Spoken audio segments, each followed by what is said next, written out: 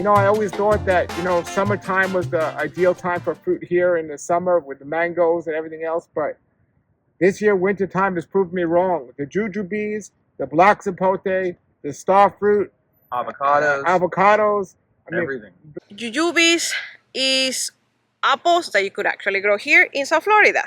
Most apples, the another say, but there's somewhat they struggle here. We don't have enough chilling hours every winter. So luckily, Jujubes is a great option for people who want to enjoy your apples at home. And it's a crop for winter. This is the season. Well, it's the best little apple I feel like you're going to get in the state of Florida. Is it an apple? No, but to me it has a little apple pear type texture taste. It's very good. They're native to China. how popular are they? Much more popular in Jujube season, but they sell all year long. And the amazing thing is that it is the season here in the winter time when not much else is in season. So that's really special. And they fruit just once a year, right? Mm-hmm. Yeah. Tell us about the different varieties and what's available and so on. So the only variety that really does well in South Florida is the Thai Giant or the Thai Large, or there's like a couple different names that it goes by, but it's this one. It's the same thing. It's a thornless one. This is the only variety that really thrives down here. Most of the Indian and Chinese ones really just don't grow here very well, and those are the ones that like turn the reddish color that you dry. Sure. A lot of these ones get big. They fruit really well down here. They're not even that huge of a tree, and you trim them back every year. They kind of more, by the time they're fruiting, like they look like this, where they're laying down on the ground. This variety here, this is a Indian. Indian. Yeah. And well, it's called what? Thornless. Thornless Thai Giant. There is a teeny tiny. There's no thorns there. None on that. None there. There is a couple little thorns on them, especially when they're young. The little plants that have them. There's some thorns in here somewhere, and I can't even find one.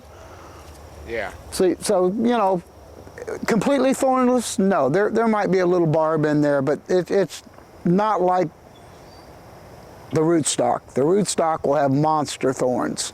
All right, this is a Jujube tree at Lara Farms. Wow, as you can see, the weight of the fruit is snapping the branches. Wow. Yeah, I'm gonna have to come in here and shake some of the fruit off because it's gonna kill the tree. It snapped, the other one snapped like crazy. There are so many varieties. The main ones that we carry here are the Thai Giant, which is the big fruit, because most Jujubes are like the June plant size, small. But the Thai one is almost like a size of a big apple, like a medium apple actually. And that's a crunchy variety. It tastes in the similar like a Granny Smith flavor. Less acidity, more sweetness. And you can see a regular one, a seedling, and just do a comparison. You know, when you don't get a grafted jujube, look at the difference. Wow. This is the rootstock. This limb right here will come off after I pick all the fruit off of it. It's just loaded. And the fruit is so much smaller here. It's so much smaller. Now they do eat them, but they do, and I have other people in this particular video that have seedlings and different varieties, and this one's small. Now there's one small like this called an Indian one, and people, they say the Indians will eat this quite often. Well, people told me they eat these, but not bad actually. Not bad. Do they taste the same or no? No, these actually, I mean, these are pretty bland to begin with. They're kind of like an apple. But you have to get them ripe. When they're ripe, they get sweet. But these are kind of like the same thing. You have to get them just right. But look, the size difference is incredible. Now, are all rootstocks the same or no? I don't know. This is what we use. And how do you propagate it? You have to get the fruit off of this, and then there's a hard seed. You let the seed sit for a while, and then you have to crack that hard seed open and pull the little embryo out. And it is a job. You put it the seed into like a concrete block and take a hammer and tap it until it cracks, and then you have to open it up. Sometimes you break the seed, sometimes you don't, but I've done it, did it for several days. These are great, but you have to eat, I mean, you could eat them now, they're good, but I eat them when they're lighter and they're so sweet. Yeah, once they start looking like this, yeah, where they get this kind of the whitish yellow color to them, they're more edible. And to me, they kind of taste like Granny Smith apple. And I like to eat these when they're blushing yellow. When they blush yellowish, like a light green type of tint, that's when they have actual good amount of sugar in it. But people tend to eat this and dip it in some kind of hot powder, hot sauce, and eat it like that with that condiment. But I like to eat them when they're crunchy like an apple. Some people let them go ripe and eat them ripe, but personally I don't like them when they're ripe. And but this thing is very giving, and it's the thornless variety from Taiwan. It's the Taiwanese giant, and it's thornless because in nature these things are covered by thorns. For me, this is my favorite way to eat them. With a little brown, that's how I tell everybody. People eat them green, they eat them yellow, but the best is browned yellow. And then they're overripe. They're not like the, this is the Indian Jujube. They're not like the Chinese where you would take this and dry it in the dehydrator. They don't dehydrate as well. This is when they go bad. Yes. At this stage, this particular variety is no good to eat. If you get the California variety, then they eat them like a date. People love eating them. Some people love eating it, like especially Indian people. Here in Florida? No, really? They're like, oh, Julian, this is so good. Yum, yum, yum, yum. Wow. When you eat them like this, they're better. They're phenomenal, yeah. They're best. Like I say, people will eat them green, they'll eat them yellow like this. Oh, I like them yellow. That's the best way, the way Paul said, that's the way I tell everybody to pick them. One of the things, they are actually thornless, but as you can see, sometimes when we see the thorns like this one, we just gotta cut it. It's a shoot or a sucker that is growing, and that's very common in Jujubes. You gotta pay attention to them because a sucker from the ground, it pop up, and you just gotta cut it off. It's like a seedling. It's a seedling, yes. And what about the seeds from that one? Can you use those? Not really. It doesn't make a good fruit. It's not good for rootstock. Okay. You could plant the seed. You know, same thing with planting different seeds. You may get the best Jujube in the world. You may spend 3 years getting garbage. Yeah. So that's why we graft them. What I have found though is they're not that easy to propagate, and not many people have them. So grafting them is very tricky because the rootstock, if you grow seeds from the Jujube, they produce these seedlings with the nastiest thorns you'll ever see on a tree. And you don't want to go you don't even want to be like 5 feet near one of these trees. And so then when you graft it, they're not necessarily overly hard to graft, but then they sucker. They just continuously sucker for the first 3 or 4 months after they graft. And so you're constantly just sitting there removing these suckers, and the suckers will outgrow the plant so fast. So it's just constant maintenance on the grafted plants right at the beginning. Once they get going, they're generally pretty good and they don't sucker too much anymore. But that first 4 or 5 months, which is generally before they're for sale, because that's like the slowest time. And then to get a tree this big only takes I don't know, 4 years, 3-4 years. Sure. They grow so fast once they get in the ground. So this is what a regular Jujube looks like. Pretty big, the tree. They get big if you don't cut them back, right? Yeah. And this used to be grafted, but the rootstock took over too fast and the graft died. Do you ever cut it back? I don't think I've ever cut this back. Oh, and it's full of thorns. This thing is well, actually, yeah, thorns are more up there. And the seed in this Taiwanese variety doesn't germinate. These do. So this is what I use as rootstock. It's easy to grow. It takes some space. You gotta make sure to give it a space because it tends to grow the shoots. Some of them you're gonna be surprised, but sometimes you eat the Jujube and there is no seed on it.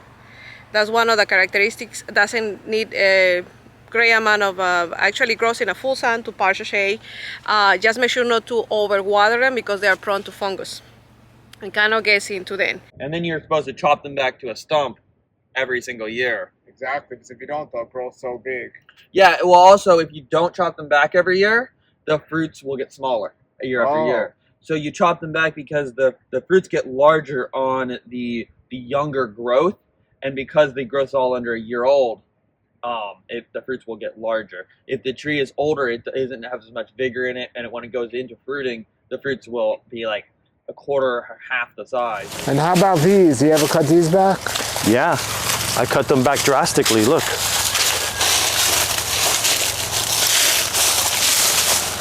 You can see where I cut right here. Last year. And how fast these things grew back. Yeah. Now, how cold tolerant are they? Oh, you could probably grow. I would say that you could grow this in all of Florida. Most Jujubes need the cooler. So like most of the Indian and the Chinese varieties, actually they do better in the north areas where you're drier and it's colder and that all. So this variety can probably, I would say, it can handle the same conditions as those ones. It just can also handle our heat. So and can our you grow humidity. this in Georgia?